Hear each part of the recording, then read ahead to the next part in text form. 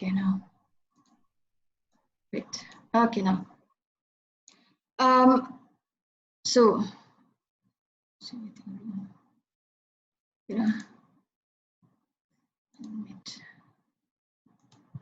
okay, policies. Okay, now policies for affordable housing as per UN Habitat, and this is according to SDG 11.1. Okay, now these SDG 11.1 leads to policies and measures to improve affordability of ownership.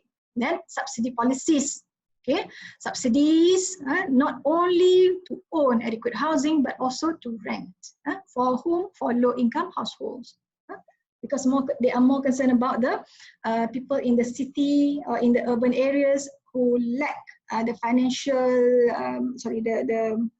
the ability to pursue financial loans, to apply for loans, for instance. Revenue and capital generating policies. Okay, housing to be sustainable. You cannot treat it as sunken fund, not sinking fund, a sunken fund. That's something that is put in without getting any revenues. For housing to be sustainable, you must be able to generate revenue. For instance, for the maintenance and management, for instance, otherwise we have problems like in Malaysia. There's a lot of cases of this low-income housing, flats, apartments, not being able to be maintained properly because people don't pay their service charge, very low service charge. Okay, also cannot be collected monthly. Okay, so that prevents from proper management and maintenance of the building. So if proper management and maintenance of the buildings are not able to be done, okay, that will reduce the life of the building. Okay, so that's why some of the low-cost housing in Malaysia, even though they are only about less than 20 years old, or 10, whatever years old, you can see that it is very rundown, with a lot of damages, okay, with a lot of things broken, lift not working, things like that. Okay, then mechanisms that limit property speculation. Okay, there's none. Okay, this reminds me of the long talks that I have with Hanafi. Actually, there's no way that limits property speculation in some of the housing developments in Malaysia. But anyway, some mechanisms can be in place, can be put in place. We tried that. Okay, we tried that in Malaysia. For instance, we use the RPGT, the real property gains tax, to prevent property speculation, to prevent flipping, whereby the flippers they have to pay certain amount if they sell the house within a number of years, within the first 5 years, if I'm not mistaken. Okay. Besides that, RPGT. I was talking about having moratoriums that prohibits the transfer of affordable housing units to keep the housing within the affordable price range. But anyway, that's a problem in Malaysia, because once the low-cost housing or the affordable housing is passed to the buyer, then there's no way to keep the units as affordable housing units. Notions of sustainability. Now, notions means the idea. Okay, different researcher uses. So before this, we were just discussing on the ideas of affordability. So now I bring you to the second part of the lecture today, which is sustainability. Okay, so different researcher uses different notion of sustainability. The most famous is meeting the needs of the present without compromising the ability of future generations to meet their own needs. So this is according to the WCED 1987 Brundtland report. Brundtland report, very famous definition of sustainable development, meeting the needs of the present without compromising the ability of future generations to meet their own needs. So in the context of housing, it's the minimization of negative impacts of housing development on the environment. Okay, that's one definition. The environmental and social impacts of housing development. Environmental, social, this is according to Lawrence. Fiscally sustainable and allow successive generations to gain access to appropriate and affordable housing. So this, yes, our definition is more on the fiscal side, the economic side, or economic dimension of sustainability. And then this one, Norman and McDonald, okay, gave this comprehensive definition of sustainability in housing, which is, they said that you must maintain the triple bottom line. That is measuring success of projects and organizations by looking at the financial, social, and environmental impacts of their activity. So Norman and McDonald, Norman and McDonald are quite different from the other authors by incorporating the three sustainable development dimensions in their definition. They call it the three dimensions too as triple bottom line, TBL. Now, some selected sustainability issues in housing. Okay, so we have technology and engineering issues, social issues, functional, behavioral, and cultural issues, financial issues, and urban and landscape issues. Okay, so the first one, technology and engineering issues. Technology engineering in housing, whereby I think Dr. Suzaini has talked about this kind of material, water, and energy conservation and waste minimization in sustainable housing.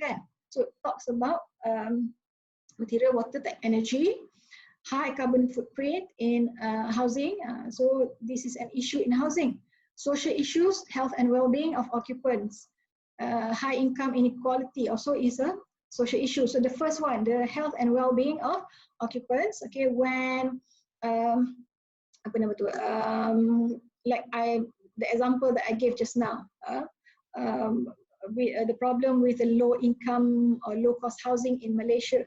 Okay, the lack of proper maintenance and management of the low cost housing or the low cost apartments or low cost flats contribute to the health and well-being of occupants. When the lifts broke down and when none of the lifts are working, people have to use the stairs. It's fine for able-bodied people, but what about the elderly? What about the people with disability? What about people with small children, for instance? Not 4-story flats. We're talking about multiple stories, 17th floor. What if you live on the 17th floor?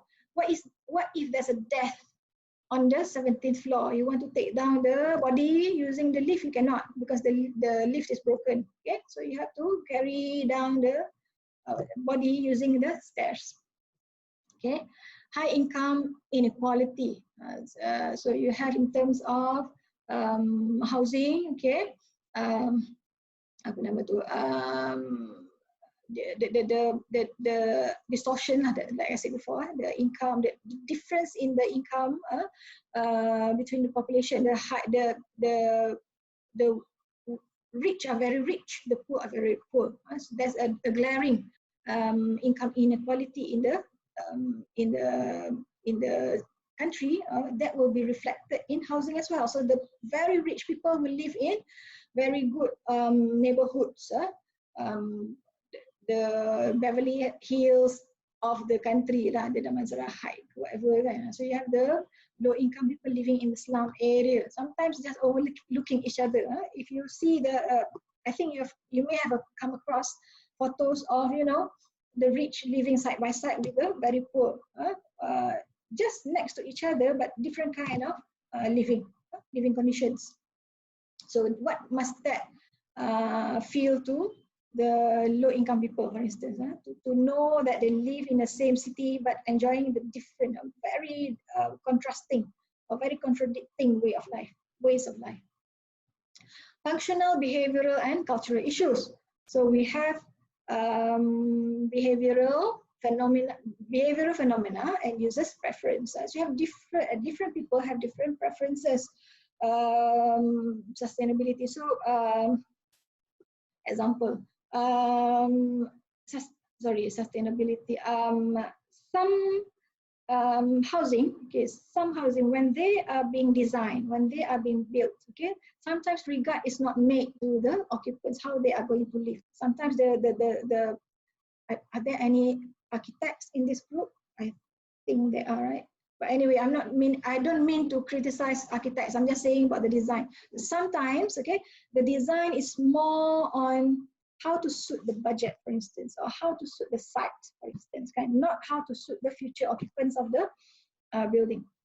Okay, sometimes, okay, you have cases that when people move into their houses, it's not conducive to their lifestyle. Okay, maybe they have a big family, but only 2 bedrooms. Okay, and in our case, in Malaysia's case, low-cost housing in Malaysia used to have only 2 bedrooms or even 1 bedroom before. The worst one was the 1 bedroom in KL. Okay, this is what happened. 1 bedroom, the bedroom is meant only for the parents. So parents get to stay in the bedroom. So the children will stay in the, or not stay, will sleep in the living or whatever. There's a general common area outside, right? Which have led in the past to things like, Sumbang Mahram, Mak Salih panggil apa? To somebody help me, Padilah pandai. Siapa? Sumbang Mahram is what? To incest. Good. Okay. To incestuous relationships in the low-cost housing settings. Because there's no room. You sleep together. The children sleep together. Somehow can lead to things like that. As I said just now, incest between siblings. So once the government realized that there's a problem there, they started to increase the number of bedrooms. So now we have 3, right? But before 1, that was very bad. 1 and then 2 and then now 3. So the rationale behind the 3 numbers of bedroom in the low cost unit is 1 is for the parents, 1 is for the male children, 1 is for the female children. So that's better. So social issues, health and well-being. Also, if too many people are cramped because small units, we are not just talking about the physical health, also on the mental health of the occupants, because sometimes there can be tensions between the occupants, especially if there's too many people living in the same unit, can create confrontations or arguments. High income inequality, like I mentioned before. Functional, behavioral, and cultural issues, behavioral phenomena. Okay, appropriation and place attachment. Okay, place attachment is when the occupants are given enough motivation to put meaning into their whatever place. Can be a home, can be an office, can be a whatever.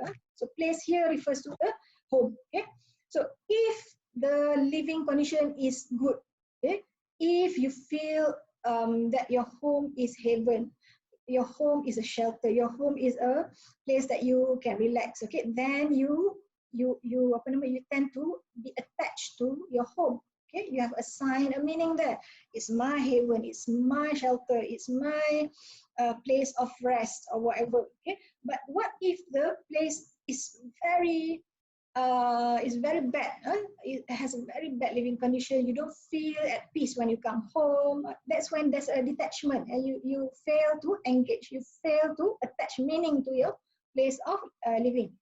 So if there's no attachment to the place that you live in, you feel whatever lah. You feel that if it's dirty, it's not your responsibility to take care of your surroundings. If there's a crime, it's not your responsibility to report it to the authorities because of the lack of attachment to the place. Okay, so this is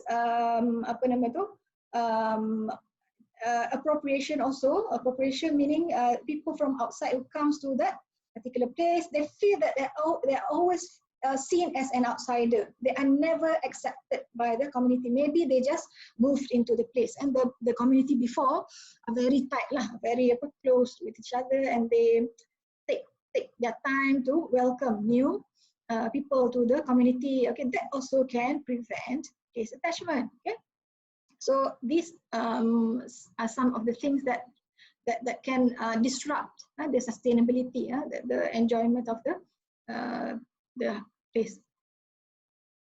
Financial issues. So we have the cost effectiveness and life cycle cost analysis, high energy costs, okay, related to housing, urban and landscape issues. So you have things like traffic and natural resources.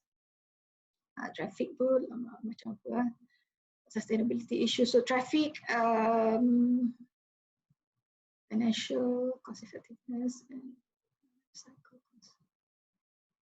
Financial. Seriously, this note I prepared only a week ago, but I cannot remember the points. Why I wrote this? Demam lah. Cost effectiveness and life cycle cost analysis. Yeah, betul lah, that one. So cost effectiveness of the of housing must be sustainable. If the cost of maintenance, for instance, is far outweigh the revenue, then you cannot maintain. There's no sustainability there. Okay, high energy cost. If the cost of running the place, for instance, electricity, water, is too high. Okay, you cannot call the development as sustainable. Okay, that's why you have to improve the water usage and energy usage. Okay, urban and landscape issues, traffic, for instance, traffic. Why did I write that? Urban and landscape issues, traffic. Seriously, no idea. Urban and landscape issues.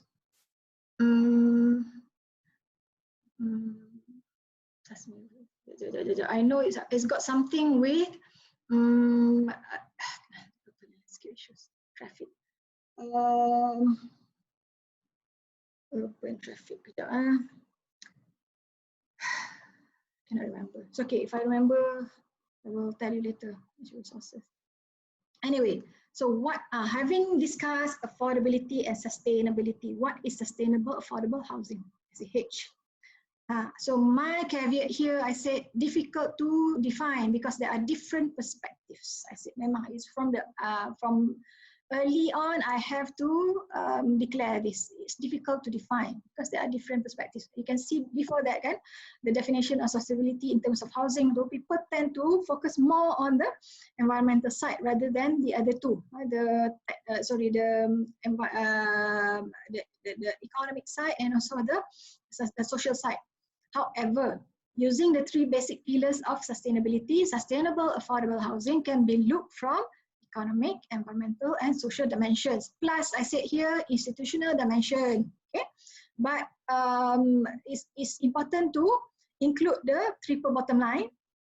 Okay, TBL, the economic dimension, the financial costs associated with the housing development. For instance, the social dimension, for instance, the sense of belonging, the feeling of community among the inhabitants, the environmental dimension, encouraging water and energy conservation within the building, okay? And institutional dimension, for instance, the role of housing actors in housing provisions. Now, let's not forget, okay, that housing involves a number of different or multiple actors. Actors too means people who are involved in the production of housing. It's not just production. Now, when we talk about provision, we are talking about three things, actually four things. Okay, we are talking about the production of housing, constructing housing. Then we are talking about the exchange. The finished product must be relate to the consumer. The third one is consumption. So production, exchange, consumption. So consumption is the buyers or the renters who occupy the house later on. Exchange is the facilitator, is the, for instance, for low cost housing, the distribution system, for instance, the online application system, kan? So that is the exchange lah. one of the system that is being used to distribute the housing exchange. Or it also can be the financial sector, whereby when consumption is when consumption involves purchase, direct purchase. Okay, so you need the banks, you need the financial institution to provide finance to the purchaser. Okay? So you have production, exchange, then you have consumption. Okay, finally you have management. So the finished product, the housing just now needs proper maintenance and management, and many people overlook this. Many policymakers, okay, they forgot about the maintenance and management part. Okay, and it's very dangerous to forget about the maintenance and management, because in order for the housing, the provision to be sustainable, you need to have maintenance and management.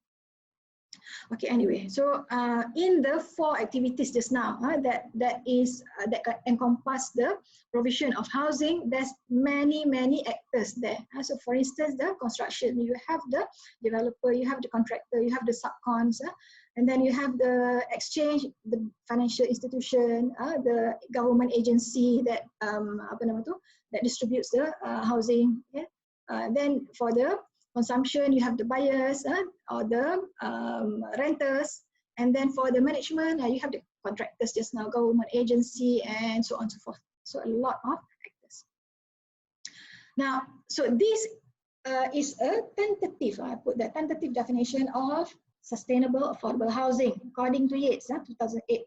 In terms of housing assistance, sustainability is defined in terms of the ability to maintain the current policy settings, whatever is in the policy now, without any increase in demands on government expenditure, consistent with the definition of financial or fiscal sustainability. That means all obligations, current and future, can be met without changing current policy settings. Okay, in terms of housing assistance only. So sustainable affordable housing.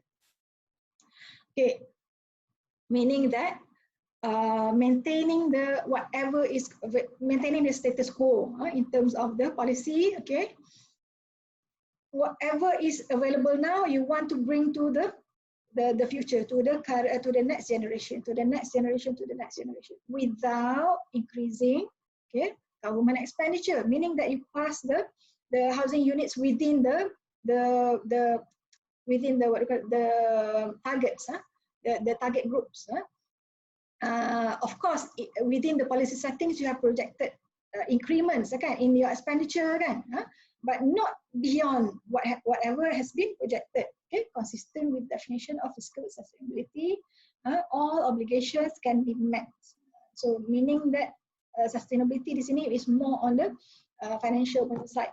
It's more important than like previous generation, the previous definition, which is focused more on environmental aspects of sustainable affordable housing. Now, economic perspective of SAH. So I gave you the 3, I think so, 4 perspectives. So economic, environmental, social, and also institutional. So for economic perspective of SAH is financial sustainability means that the operational costs are currently being adequately met and will continue to be adequately met in the future. So all the operational costs are it's not a burden. All the costs are not a burden, currently met. Generally, as with any housing projects, SAH needs to be financially viable. However, the financial goals are different from conventional housing and also from one SAH project to another. So one is the financial side must be there, must be financially viable, but profitability is not the main aim. It's just we must be financially viable. Just break even is good enough. Okay, no such thing as making profit from sustainable affordable housing. Okay, okay, and this is where the SAH goals, financial goals, are different from conventional housing. It's not profit motivated. Okay, and also the definition of financially viable here, or maybe the returns on investment or whatever, the ROI or whatever lah, or the indicator of the financial viability to IRR or whatever, may be different from one SAH project to another. The management cost of the affordable housing scheme, okay, for sale or rent must be met with service charge collection from residents, which is quite hard to do, okay, from low income punya community. Both cash flow and reserve accumulation must be considered. So one is the monthly collection. Cash flow, okay, must be adequate, cukup lah, sufficient, or reach a certain target. But not just that, there must be a certain amount that can be set aside as reserve, and the reserve, okay, accumulation must be monitored in case of any unforeseen need to do big repairs or financial or capital expenditure, for instance. So that's why cash flow is for the operational costs. Okay, the things like security, things like lighting, things like cleanliness of the housing block. Reserve accumulation is for, you know, the capital expenditure, for instance, to replace lifts, the sinking fund aspect. Okay, with any capital investments, financial evaluation is carried out to determine the best intended outcome of the project. Yes, so this is similar to any conventional project. You do financial evaluation, and you must have an acceptable rate that is set. Okay, the initial capital investment must also consider the maintenance expenditure. Okay, so if we, for instance, if the government, okay, or if the developer intends to use cheaper building materials to save costs, to save building costs on the onset, but this may be true enough for the cost of construction. But what happens throughout the life of the building? The cheaper building materials may require greater expenditure to maintain, for instance. So there must be a balance. There must be a careful consideration, okay, between paying less for the capital and, you know, later on having to pay higher for the maintenance. There must be a balance. Try to get a reasonable amount to pay as the capital, the initial capital expenditure for the housing project, but later on will be easy to manage or maintain. Or manage and maintain this, for instance, to replace the building materials. For instance, roofing, roofing materials. Which ones are cheaper now? Corrugated asbestos. We used to do. Okay, last time in Malaysia, there's no, in the 80s, for instance, in the 70s, 80s, low-cost homes, low-cost housing. Okay, the single-story terrace house, for instance, they use the corrugated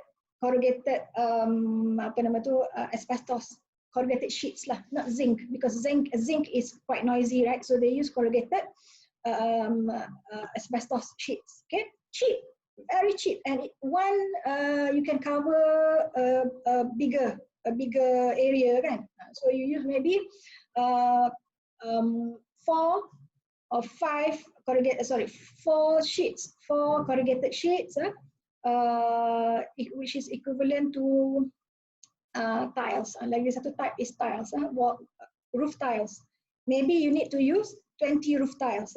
So 4 against 20, one is cheaper, the other one. So they use the corrugated sheets. But the corrugated sheets too, okay, once it gets broken, once something falls into it or due to wear and tear, okay, you have to replace the whole thing instead of, like, for instance, the tiles too. If one gets broken, simply replace that one. Okay, so that's why sometimes cheaper to install at first, but later on it's very hard. It's very costly to maintain. Social perspective. Now, social sustainability in housing means having inclusive, secure, and healthy communities that are well integrated into wider urban systems, connectivity, and supporting amenities and facilities. Okay, inclusive, secure, healthy communities. Okay, that are not just limited to their own world, but they are fully integrated with the outside world, to the wider urban systems, in terms of connectivity and supporting amenities and facilities, in terms of having public transportation. Okay, this one, public transportation, amenities such as adequate shops there, or adequate clinics, things like that. Worship areas, okay, takes into consideration cultural values, norms and traditions, lifestyles and behaviors, and transportation services and social interaction. Okay, so all these things will lead to social sustainability. Okay, when people feel it's pleasant to live there, it's good to them socially. When a community can be built, a community can be forged, a community can be formed.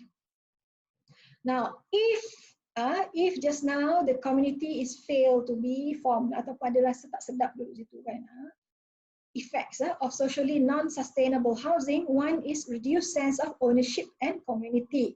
Then what will happen is there will be abandonment of homes, defaults on mortgages, decline in brand value for developers. This one is very, is a very negative thing for developers. When a flaw is shown in their track record, when you get famous for building something that is looked upon very negatively. For instance, brand value, non-sustainable housing, that one lah. Any place that has that is not pleasant to live in, that people will think about the developer when they want to buy a house. They know it's from the same developer. They will say that, oh, look at the last time when they build this particular development, it's not that pleasant. Okay, property values don't increase. In fact, they decrease. You fail to get fail to get investors, or you fail to get renters. Or if you have Airbnb, okay, people don't want to come and stay there. Okay, decline in brand value. And finally, unsafe neighborhoods. Okay, intergenerational sustainability. Okay, now future generations must have the same housing opportunities available to the current generations. Then we say that socially the housing is sustainable. There must be a intergenerational sustainability, whereby the opportunities to access good homes, not just owning the homes are similar, but good houses. If the current generation can access housing that is conducive for their living, it doesn't matter whether they buy or they rent, the future generation also expect the same thing to them. Okay, they also expect to be able to rent or purchase homes that are of the comparable quality with the ones that the current generation are having. Now, look at Hong Kong. Okay, Hong Kong have what they call now as subdivided flats. Have you heard about that? It's not subdivided building. Now, in Malaysia, subdivided building means strata title property. So it's an apartment. Apartment is a subdivided building. It's a pasal kan dalam subdivided building. So in Hong Kong, a flat is further subdivided. So meaning a flat that is intended for a household. For a household means a family or multi-generational families. They put in dividers, kan? So you have a toilet being allocated for one person, for instance. It becomes a room for one person, or even the bedroom being divided. Being put a partition in to make it a room for 4 people, for instance. Okay, so that is different from the previous generation, whereby the previous generation in Hong Kong, okay, they were able to live in their flats, okay, comfortably, okay, not in a subdivided flat as what's happening now. Okay, so that means that there's an intergenerational sustainability. there is an intergenerational non-sustainability occurring in Hong Kong, whereby whatever is the situation now is not the same as before. Okay, so different. There's a decline in the housing opportunities. Okay, for these people. So the challenges: decreasing housing supply of housing that is affordable, growing income inequality, and aging renters in housing stress. So this one was the problem. Now there's an argument against renting lah. The argument is when renting does not incur equity. It doesn't give you any rights in the homes rent. So these people who rent, okay, when they keep on renting until they reach their old age, okay, sometimes their income is not increased. The income maintains at a certain rate, kan? Because they only live on their pension, for instance. Pensions don't work anymore. They don't do any part-time job, so they just depend on their pensions. Okay,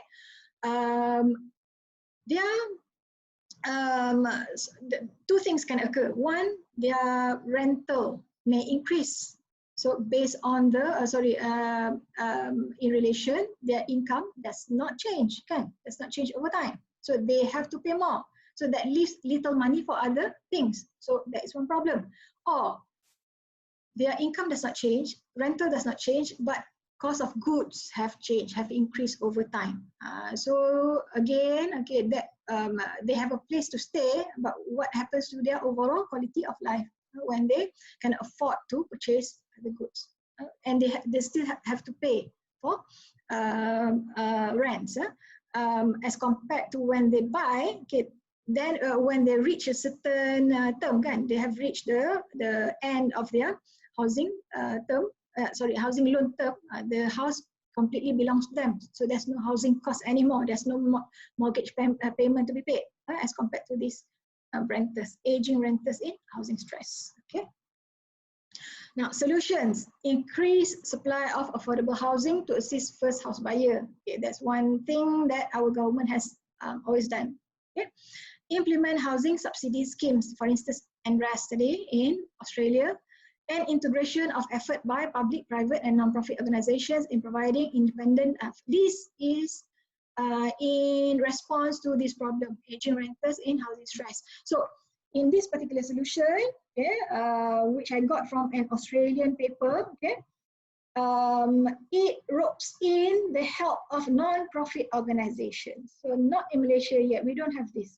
Okay, so non-profit organizations to be invited to play a role in providing independent living units for older renters. Okay. So environmental perspective, less than 1 minute. Okay, anyway. Environmental perspective, environmental performance is a major consideration. Okay, like I said before, most of the literature talks about the environmental perspective when they discuss about sustainable housing. Okay, so it's a major consideration because buildings are resource intensive in construction and operation, and also produce large amounts of waste at the point of their eventual demolition. Okay, there are at least 5 environmental factors to be considered for sustainable affordable housing: energy efficiency, active design features, water efficiency, building maintenance, and urban consolidation. Okay, energy efficiency in terms of energy consumption and greenhouse gas emissions. Okay, you use LED bulbs, for instance, kan? Energy efficiency.